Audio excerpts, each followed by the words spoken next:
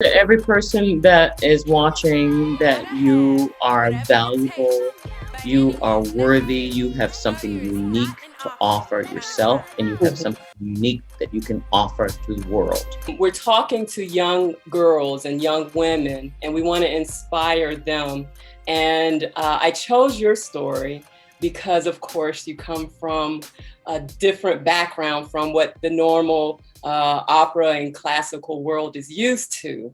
Right. You've been there, you know the layout, you know the lay of the land, and you just want to connect our young girls to your world.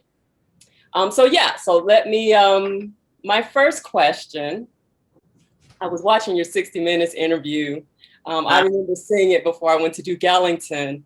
And so I saw some familiar faces. But anyway, so most of my questions come from there. Um, you had your first debut at the New York Metropolitan Opera as Carmen. All of your friends, family, community from the Duke Ellington School of the Arts attended. While navigating the streets of Washington, D.C. as a teen, did you ever think in your wildest dreams that you would be sharing a moment like this with the people you grew up with?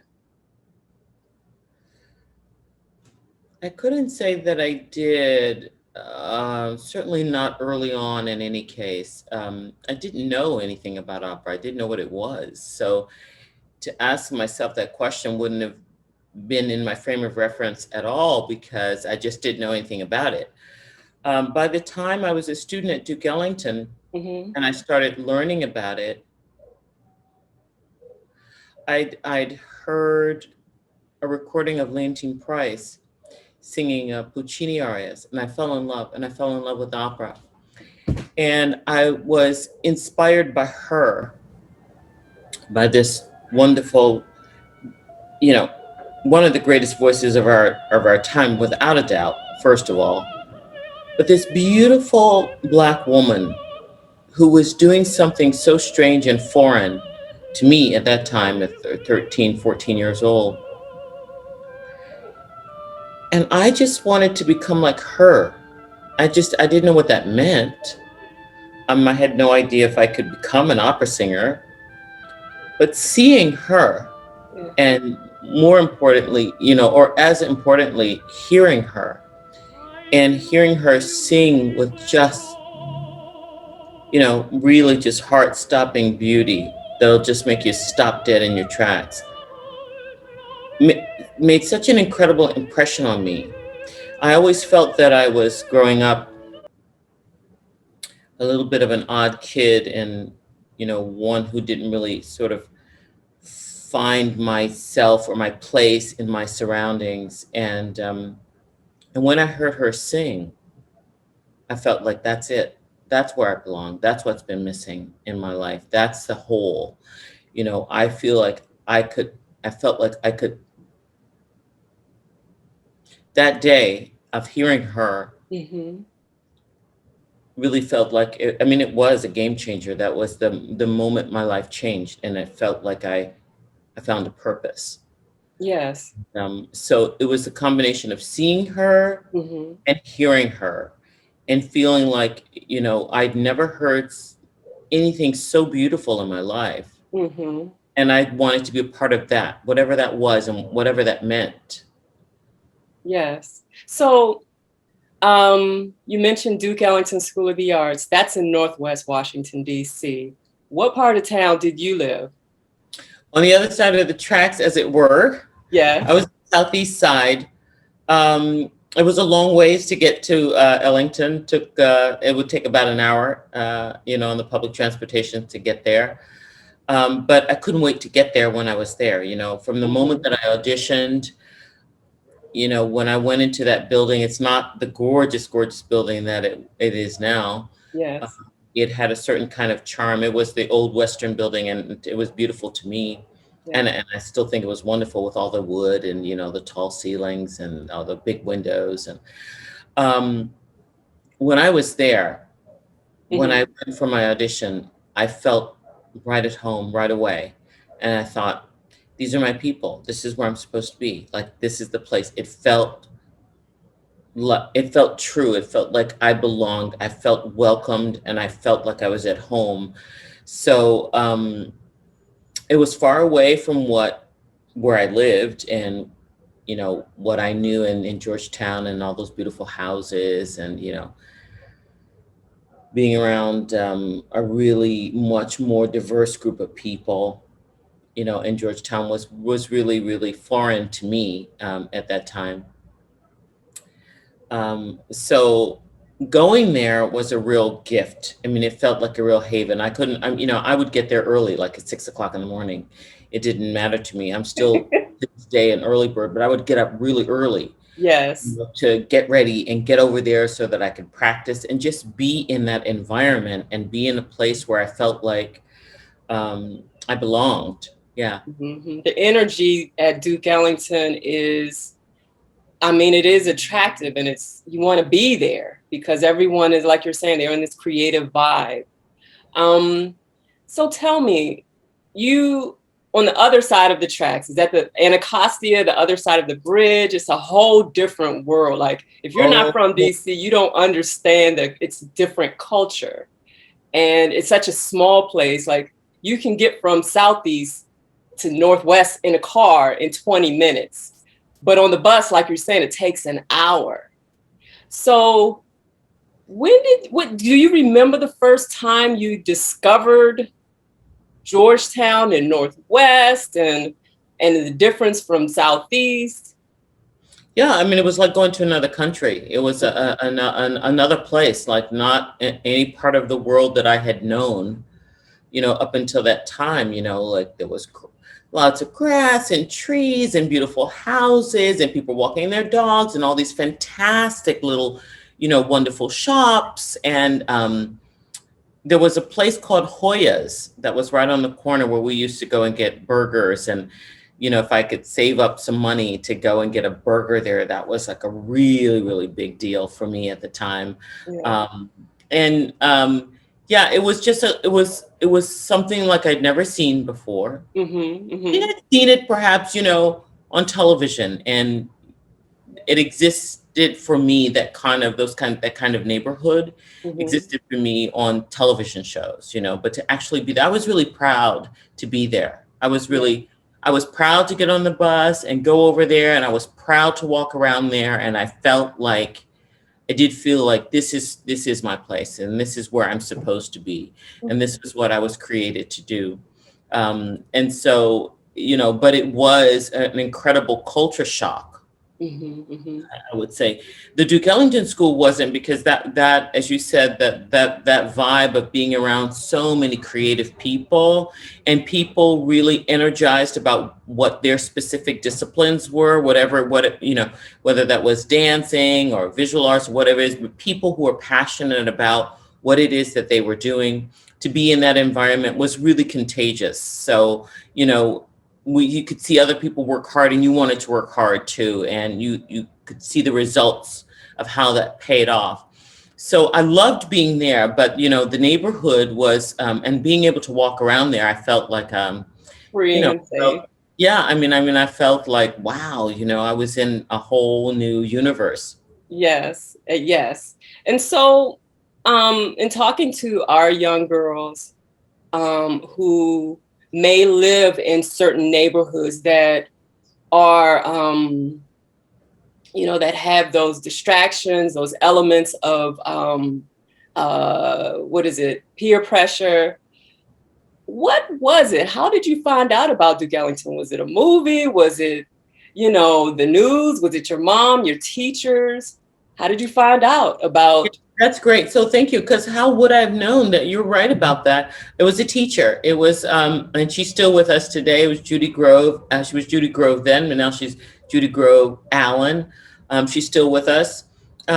She was my music teacher in elementary and in junior high school.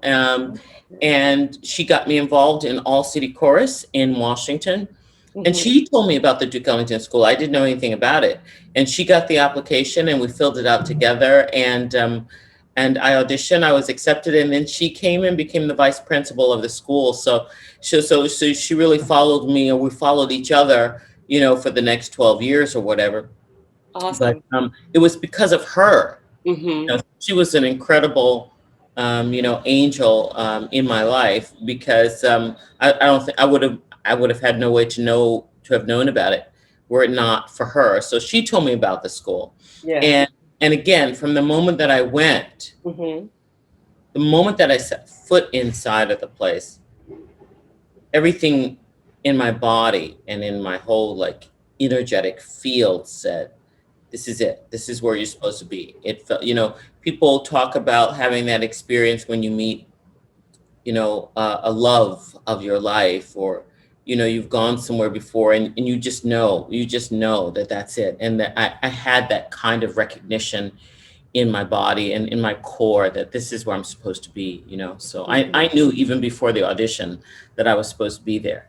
Awesome. So, you did you say did you go to Duke Ellington early, like 14, I 15 did years go old? early. I did go early because then at that time the then mayor Mayor Barry had a program, summer program for teens. So that was 1979, and so I was there the summer before I enrolled as a full time student, doing a summer program. So the summer program was being part of the Duke Ellington School. That Mm-hmm. was the program, Yes. um, and so I was thrilled to get there beforehand, meet some of the faculty, understand what the culture was going to be like, what the work ethic and Mm-hmm. expectation was going to be, to start learning something, some formal training about music, Mm-hmm. to understand and learn all of it, and to also meet some people that would later become friends and classmates of that time. So, but going back to your previous question about some young people who perhaps have a lot of distractions, for me, it really was finding music, and it Mm-hmm. really was I mean, there are many things that I could say, and I really was that kid. I really was that kid who was the socially awkward, who was uncomfortable, who the kids picked on and bullied. I was that kid. But Mm-hmm. I thank God for it, and I thank God for all of those experiences. Um, I don't know. Sometimes these days, I feel like we coddle people too much, and we allow too much. People have to learn to build up a Addiction. thick skin, and Yes. yeah, I mean, I think that's important. I think that's important. I think every life is not going to just roll out a red carpet in ecstasy at your feet, right? Right. It's going to happen, and you've got to learn to how to deal with those things. And so I think that all of those experiences that I had, growing up, was super important for me and super Mm-hmm. meaningful for me, because it made the difference in how I would stand as Yes. a woman, how I would stand as a human being in the storm and just stand. Sometimes you don't even know what to do, Right. or you're too scared to say anything. Mm-hmm. Still upright, or you're still right there, you're still in the mix. And that was an important thing for me, because I was incredibly shy. And, My gosh, me too. yeah, so that was important. But for me, growing up where I grew up, finding and discovering music was really the vehicle that gave my life real purpose. Being able to do something, and to do something well later, as I would find out, to be able to do that well, Mm-hmm. and to do something that really felt like it spoke to who I was, being able to find that. And, some years ago, I used to have a radio show on XM called Voce di Donna, the voice of the lady. Yes. And what I would do is, in my career, I would go around and talk to different people in the industry when I was away on an engagement. If I was, somewhere singing, I don't know what, Tales of Hoffman, I would speak with the conductor, I would speak with the director, I would speak with the lighting designer, I speak with somebody in the orchestra, and basically find out about their stories and how it was that they came to music, and how it was that they found themselves in this profession. Mm-hmm. The common thread for everybody across the board, no matter if they were Black, white, American, French, German, Romanian, whatever it was, the common thread that everybody said: Mm-hmm. I was 11 years old, I was 12 years old, I was 13, I heard my first opera, I saw the Red Slippers, I saw this fantastic film, I went to a Broadway. It was that age Mm-hmm. which people saw something, and that imprinted. and made such an impression on their life that was everybody's story. So what I'm saying is, I think it's important for young people to be exposed to all kinds of stuff. With Absolutely. my kids, we put them in everything, and I understand that that may not be available for everybody to expose the kids to all sorts of extracurricular activities to just Yeah. see what sticks, and knowing what you don't want is as important as knowing what you do want, Yes. because it's knowing what you don't want that helps define what it is that you do want. So that's also important too.